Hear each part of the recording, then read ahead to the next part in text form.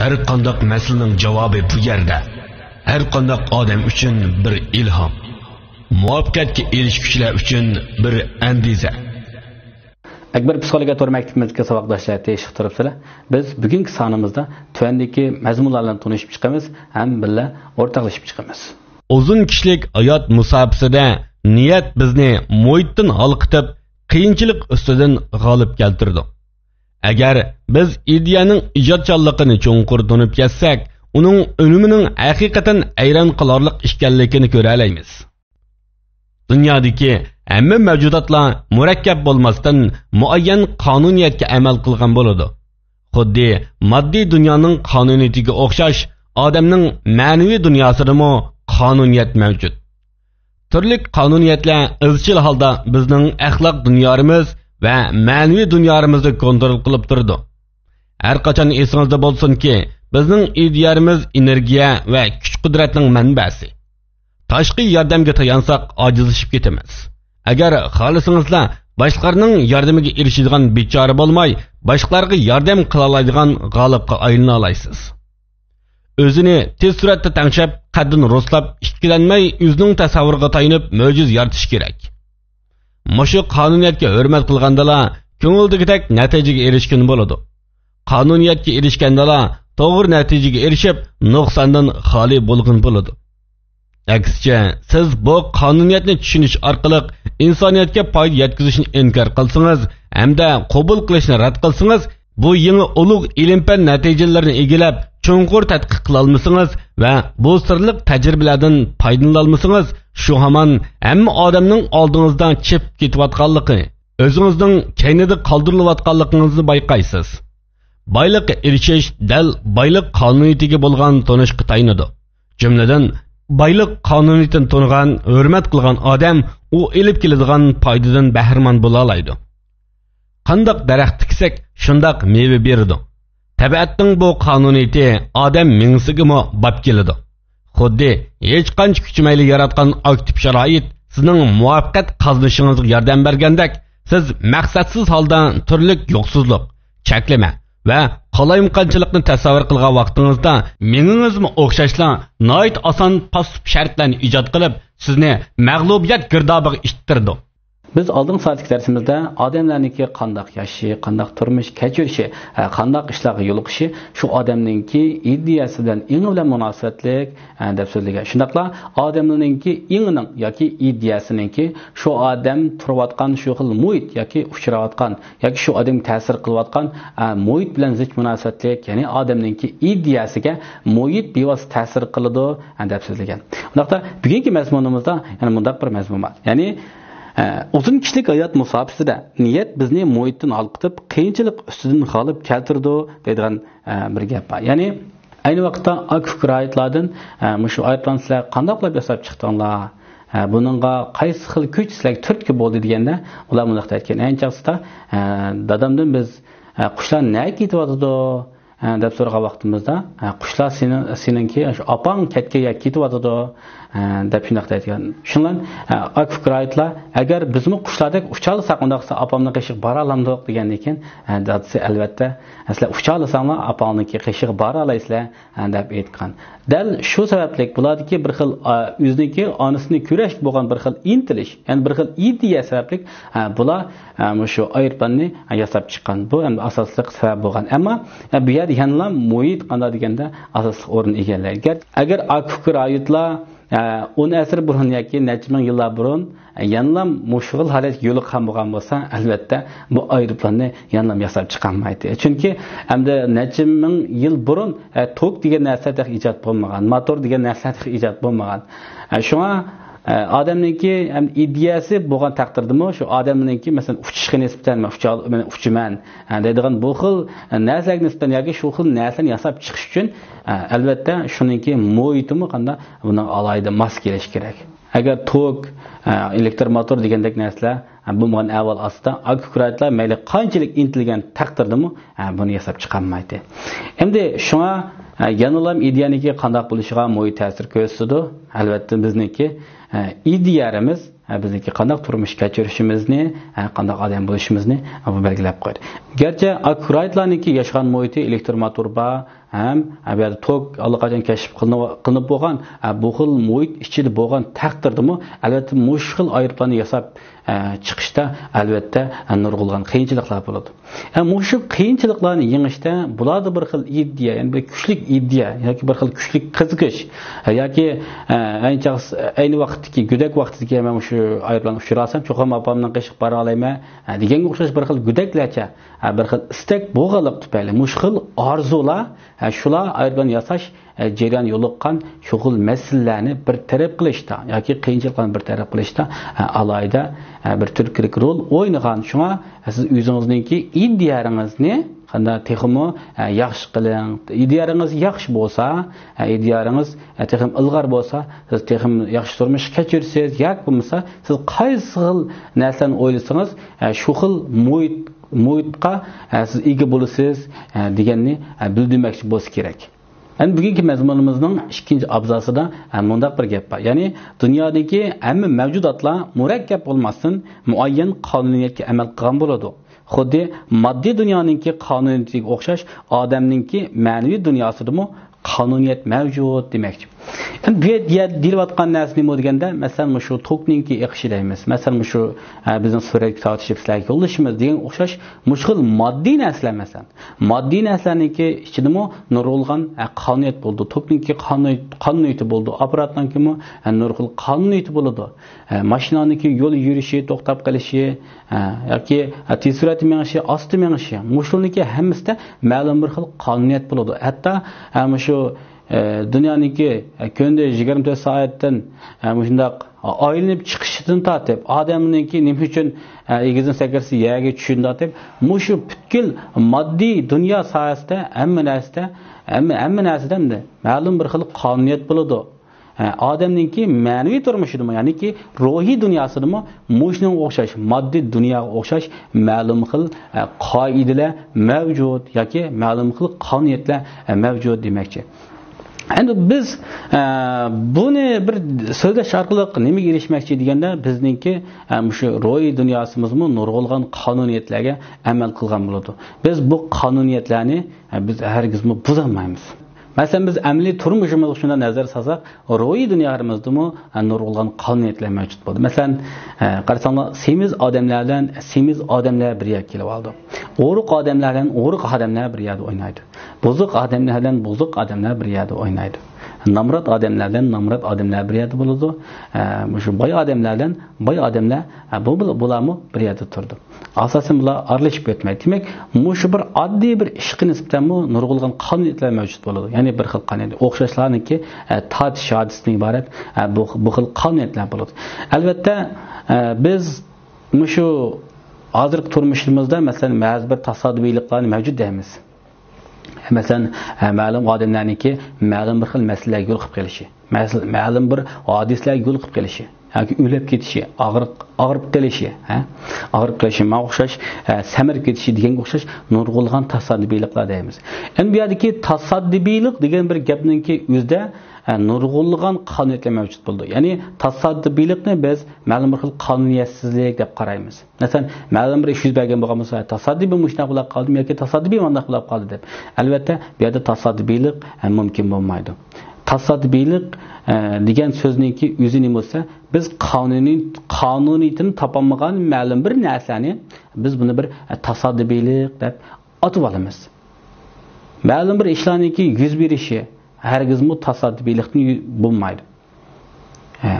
Tasodifiylikni bo'lmaydi. Bu ma'lum bir xil qonuniyatga amal qilgan bo'ladi.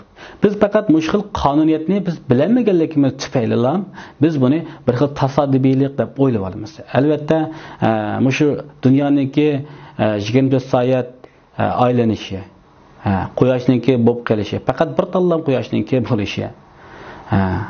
Shundaqla osmonga chiqqan narsaniki yerga tushishi. Bu hammasi tasodifiylik emas. Hammasi nurg'ulgan qonuniyatga qanday bo'ysungan bo'ladi. Ya'ni bo'ysunimiz. Masalan, insonlarni tatib, yoki hayvonotlarni tatib, har qanday bir jonli jismlarni tatib, hammamiz ma'lum bir xil qonuniyatga amal qilgan bo'lamiz. Bu yerda tasodifiylik degan narsa hargiz mavjud bo'lmaydi. balkim biz da'vatgan taqdir deganning o'zi balkim shu bo'lishi mumkin. Hammamiz har xil qonuniyat bo'yicha yashaymiz. Buni o'zgartirish haqiqatan ta'sir to'xtab qoladi. Biz o'zga taraydigan holatdami yanılam qonuniyatga uchrab turamiz. Biz faqat shu xil qonuniyatni bilish orqali yoki shu dunyoniki shu xil qonuniyatini egallash orqali, shu xil bir qilpiga kirish orqali ananki biz o'zimiz ko'zlamoqchi bo'lgan ma'lum bir xil nishonga yoki ideya maqsadga ananki yetalaymiz. En çağdısda biz güdek vaqtlarımız manda o'ylayotganda, masalan, men bir yaxshi odam birasiga yomonlik qilmayman. Şuna men uchratgan odamniki ham yaxshi bo'ladi, cho'qim qizlarniki chiroylilari, go'zallari cho'qim mening bo'ladi. Men shundaq bir yaxshi odam bo'lgandan keyin albatta boyliqning hammasi mening bo'ladi deb shu xillarda kudaklarcha bu xil o'ylaydik. Albatta bu o'ylaganlarimizniki ba'zisi ma'lum bir xil qonuniyatga bo'ysungan bo'lgan bo'lsa-mu, ammo ma'lum bir qismlari u qonuniyatga bo'ysunmaydi. Ya'ni sizlar o'zingizlar atrofga qarasanglar, şu yaman sat o'g'illarniki chiroyli qizlarni ag'alligini, shunda chiroyli o'g'illarniki shunda sat qizlarni ag'alligini. Shunga o'xshash ba'zi bir ishlarni yo'q anglab qolsa, ko'rib qolsa, bumi ma'lum bir xil qonuniyatga tushib qoladi. Ma'lum bir xil qonuniyatga tushadi. Shunga biz mayli pul tepish bo'lsin yoki bo'lmasa psixik o'rganish bo'lsin yoki har qanday bir kasb bilan shug'ullanib shu xil kasbniki muayyan bir qonuniyati bo'lganligini, bu xil qonuniyatningki cheksizlikka intilganligini, ya'ni cheksizlik yiqilishadiganligini, buni o'rganib tugitib bo'lmaydiganligini biz his qilamiz. Shunga biz ma'lum bir xil ishlarga nisbatan biz faqat kallimizdan o'tmagan vaqtida biz buningki qonuniyatini topolmagan o'xshayman deb o'ylasak bo'ladi. Yoki ba'zi bir ishlar qat'iy kallimizdan o'tmagan vaqtida bu bir xil taqdirimkan deb o'ylasakmi bo'ladi. Chunki ba'zi bir ishlarni biz o'ylash orqali yoki ma'lum odamlardan yordam talab qilish orqali buni biz hal qila olmaymiz, ham hal qilib bermaymiz. Shunga ba'zi bir ishlarni bu bir xil o'rinlashtirilishgan, bir xil qonuniyat ekan bu. Masalan, odamniki o'lib tirishi bir xil qonuniyat ekan. Demak, bu shunga o'xshash bir ishlarni bu bir xil qonuniyat ekan. Shu qonuniyatga amal qilingan holat ekan degan holatda ba'zi bir ishlarni tushunsak bo'ladi. Albatta, hamma ishlarni hamda u xil eng oxirgi chek-chegara oltida ham undaq tushunishimiz zarur. Ya'ni, biz o'zimiz qila olamiz. Lekin biz o'zimiz qilishga intilmay, mening taqdirim shunday ekan deblam, eng oxirgi gapni shu taqdirga bog'lablam o'tirdiki, o'zimiz qiladigan qilmagan ishlarimizni ham yig'ishtirib taqdirga atib qo'yishga bo'lmaydi demoqchi. Faqat biz eng oxiri shunchalik tirishib, shunchalik bir o'ylabmi, uning eng oxirisiga yetamagan vaqtida yoki ba'zi degandek boshqalardan yordam so'ragan taqdirdami, uni hal qilib bermaydigan, aytib nurg'ulgan pul xarjlabmi, uni hal qila olmagan ba'zi bir masalaga yo'liqqan vaqtimizda, bu bir xil qonun etgan, bu bir xil taqdir ekan deb tushunsak bo'ladi. Chunki taqdirninki har bir odamniki taqdiri hamda o'zimiz bilamiz har xil bo'ladi. Bu ma'lum bir xil qonuniyatga bo'ysungan bo'ladi. Masalan, odamniki qanday yetilishidan tortib, qachon o'lishidan tortib, hammasi bizniki DNA gen tarafidan belgilandi. Ya'ni gen. Buni ko'p tushuntirishimga zarur yo'q. Har bir odamniki, masalan, qirg'ancha necha yoshda o'lishi, qancha yoshda nima kasallikka giribtor bo'lib qolishi, bu ko'pincha avval ostida yana o'sha genninki, ya'ni badanimizga genninki shu o'rlashtirishiga bo'ysunadi. Genninki bu xil o'rlashtirishni odatda ko'p xil avval ostida buni buzib tashlagan bo'lmaydi. Shunga ba'zi bir qo'noqniki orasida ancha-muncha qo'noqniki orasida ancha-muncha qizillari, ko'klari, qorlari yitilib qoladi. Buni biz gillaniki tasaddubiy o'zgarishi deymiz endi. Shunga shunga o'xshash ba'zi bir sabablar tufayli muhitniki ta'sir tufaylimi ayna aloqonoqlar bo'lib qoladi. Bu balkim shu xil muhitniki uni ko'rsatgan ta'sir bo'lishi mumkin yoki shu xil qonuniyatniki shu xil qo'noqlarniki boshqa bir xil qonuniyatga bo'ysunib ketganligidan direkt ba'zi kerak deb tushunsak ham bo'ladi. Shunga oq qo'noqniki ishida shunga o'xshash qizil qo'noqning bo'lib qolishiga o'xshash, ya'ni gillaniki to'satdan o'zgarishiga o'xshash. Albatta bizniki genimiz belgilgan ba'zi bir masalan o'lish vaqti yoki ma'lum xil kasalga giribtor bo'lib qolish vaqti degan o'xshash shu vaqtlar ya'ni albatta ilgari surilib ketilishi mumkin yoki orqaga surilishi mumkin. Bu albatta muhit ta'sir qilgan bo'ladi. Bunaqa biz gillarniki ba'zi bir xil qonuniyatlarni balkim o'zgartib etganligimiz tufayli shunday bo'lib qolishi mumkin. Shuni nima demoqchi deganda, odamlarniki masalan qanday shakllanishidan tortib, qachon o'lishi, qachon nima kasalga kirib turib qolishi, mushun bir xil qonuniyatga bo'ysunadi. Demak, bu dunyoda qonuniyatga bo'ysunmaydigan har qanday bir jism yo'q. Hammasi ma'lum bir xil qonuniyatga bo'ysunadi. Mayli ruhiy dunyodagi qonuniyat bo'lsin yoki fizik dunyosidagi qonuniyat bo'lsin yoki ximiylik dunyodagi qonuniyat bo'lsin, bular to'satdan o'zgarib turdi, ma'lum bir xil qonuniyatga bo'ysunib turadigan gap. Men buni deyish orqali nima demoqchi deganda, masalan, har birimizniki ma'lum bir xil orzu armonlarimiz bo'ladi. Ma'lum bir xil orzu armonlarimizga yetish uchun biz yanlam ma'lum bir xil narsaniki shu qonuniyatni tushunish orqali, ya'ni shu xil yo'lga kirish orqali qanday biz shu xil maqsadimizga yetsak bo'ladi demoqchi. Masalan, shu poyezdniki yo'liga qarasak, buning poyezdniki bir xil yo'li bo'ladi, bir xil yo'li. Birisi Urumchiga mantqan, birisi Qashqarga mantqan, birisi Xotanga mantqan bir xil yo'llar bo'ladi. Agar biz shu yo'liga o'xshash o'zimizniki bu joy turolmay biz Xotanga olmoqchi bo'lsak, Xotanniki qanday relsga kirishimiz kerak. Agar Oqsuning qishiga olmoqchi bo'lsak, Oqsu bekatga olmoqchi bo'lsak, undaqda biz Oqsu bekatniki yoki Oqsu poyezdniki relsga kirishimiz kerak. Men demoqchi, biz qaysi bir xil yo'lda bormoqchi bo'lganmiz yoki ma'lum bir xil bekat bormoqchi bo'lganmiz, albatta biz shu bekatniki yo'lga kirish orqali, ya'ni shuningki qonuniyatini egallash orqali yoki shu yerda paydo bo'lish orqali biz o'zimizdagi nishonimizni ishga oshirsak bo'ladi demoqchi. Ammo bu yerda yana mundaq bir mazmun bor. Agar siz aksicha holatda o'zingizniki relsida turib olib, siz o'zingiz Qashqarga bormoqchi, ammo siz otishning relsida chiqib turib, bunday qilsangiz, ya'ni aksicha qilib olsangiz, siz bu qonuniyatni tushunish orqali insoniyatga foyda yetkazishni inkor qilsangiz, ya'ni siz o'rganmasangiz yoki qilmasangiz, bu yangi ilm-fan ulug' natijalarini egallab cho'nqur tadqiq qilmasangiz va bu sirliq tajribalardan foydalanmasangiz, shu hamon hamma odamning oldingizda ketayotganligini, o'zingizniki kaynida qoldirilayotganligingizni bayqaysiz demoqchi.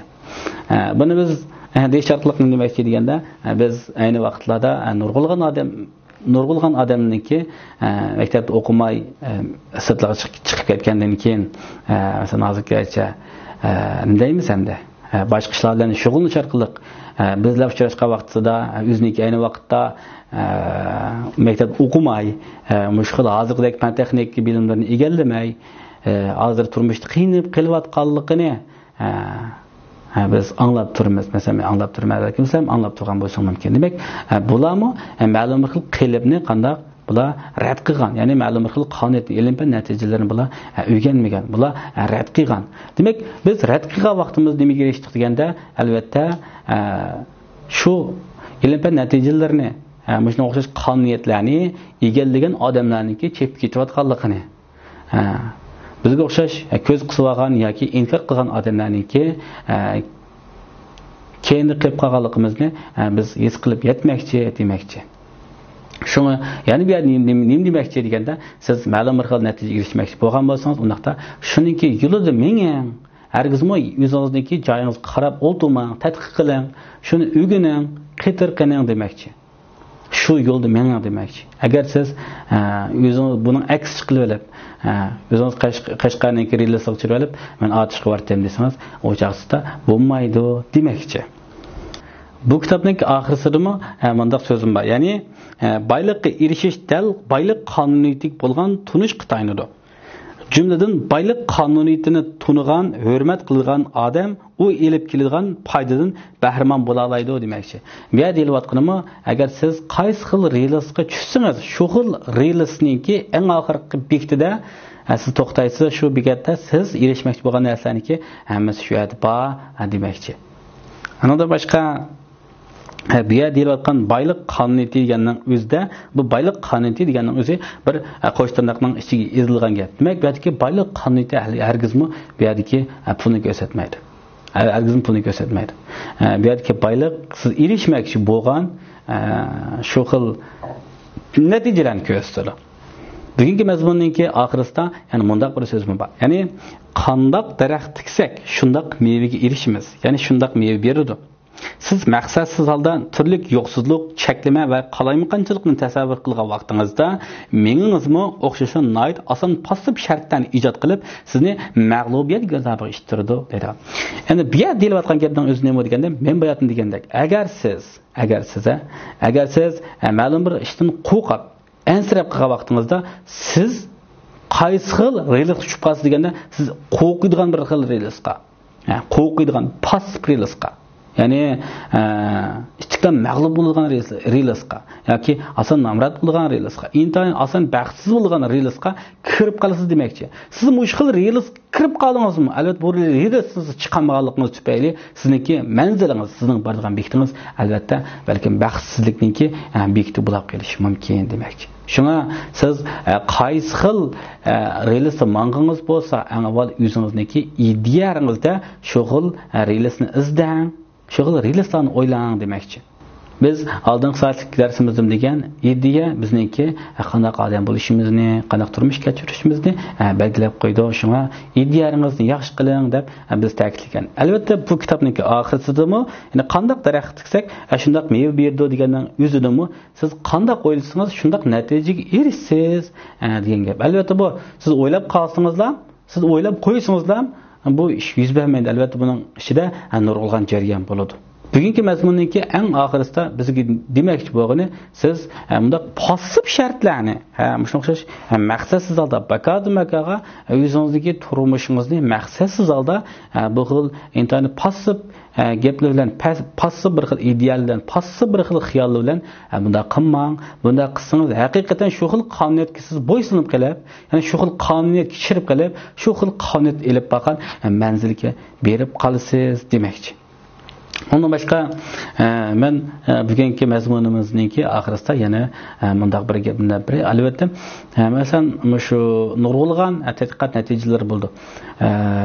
Mayli fizik tadqiqot natijalari bo'lsin yoki kimyo tadqiqot natijalari bo'lsin yoki psixik tadqiqot natijalari bo'lsin, bular undaq oson bizga oshkorlanmaydi. Masalan o'tgan bir xabarni ko'rib qoldim. Ya'ni shu psixik kasbidagi yoki psixika olimlari, psixika doktorlari bular albatta ma'lum bir xil tajribalar bilan shug'ullandi. Ya'ni insonlarniki ro'yitidagi ojizliklari, bularniki ilg'or taraflari mushon tadqiq qiladi. Harakatlari deganga o'xshash. Demak, odamniki psixikasini tadqiq qilgan nurg'ulg'an olimlarniki hozir qadar endi 10 yildan buyon hech qanday bir yangi bir tajriba natijalari e'lon qilinmabdi. Shuni men izg'olab tekshirish orqali nimani bayqagan deganda nurg'ulg'an psixika olimlari o'ziniki mushkil fan tadqiqot natijalarini bilan psixologiyaga oid bo'lgan o'ziniki tadqiqot natijalarini ma'lum bir xil shirkatlarga setib etgan. Ya'ni shirkatlar setib etgan. Odamlar masalan qaysi xil narsalar tarafidan kontrol bo'ladi, qanday narsalarga amroq masalan do'yin teli, do'yinnimi u bir quruplam hammadanni yaxshi ko'rgan qilib bekitgan emas. Buni nurg'ulg'an shunga o'xshash psixika tarafdan o'qigan olimlarning bir aklash orqali bulardan har xil tajribalarni ishlatkizish orqali anondan keyin buniki bir xil logikasini, buniki algoritm deymiz, algoritmni bilan tuzib chiqqan. Demak, shunga o'xshash tadqiqot natijalarini odatda bu biz asosan bilmaymiz. Nurg'ulg'an masalan shu yashash to'g'riliq yoki asosan nurg'ulg'an fan tadqiqot natijalari bo'lsa, o'sha natijalarni biz asosan buni bilib bo'lmaymiz. Bizga oshkorlanmaydi. Bular bu xil natijalar, bu xil bilimlar bular maxfiyatlik holda tutiladi. Bular bu bilimlarniki hammasi boshqalarniki yoki shirkatlarniki ko'nglida yoki shularniki uyida biz bilsakmi hech nima bo'lmaydigan shu xil holat kelgan chaqsa yoki qadr qimmatsiz bo'lgan holatda anonikin bizlarga yetib keladi. Shuna nurg'ulg'an qonuniyatlarni masalan